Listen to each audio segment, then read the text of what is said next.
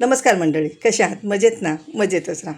आज आपण रक्षाबंधन निमित्त रवा नारळ लाडू बनवणार आहोत. त्यासाठी इथे 3 चमचे तूप घेतलेलं आहे, 1 वाटी बारीक रवा घेतलेला आहे आणि 5 मिनटं चांगलं परतून घ्यायचं.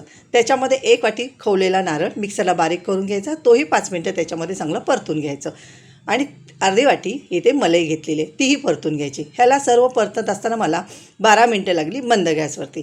1 वाटी साखर घ्यायची, अर्धी वाटी पाणी, गॅसची फ्लेम मोठी ठेवायची आणि 1 तारी पाक तयार करून घ्यायचं. 1 तारी पाक हाताला चिकटलं की आपला पाक तयार झाला. आता ह्या साखरेच्या पाकामध्ये आपण सर्व मिश्रण टाकून घ्यायचं आणि मस्तपैकी ढवळून घ्यायचं. ढवळल्यानंतर 2 तास तसंच ठेवून द्यायचं. रवा छान साखर ऑब्झर्व करून घेतो.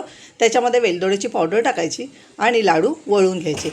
सर्वात सोपे लाडू हे वळले जातात, कोणतेही झंझट न करता आणि तोंडात टाकताच विरघळणारे. नक्कीच असे लाडू करून बघा. आवडलं तर लाईक, शेअर, कमेंट करायला विसरू नका. थँक्यू.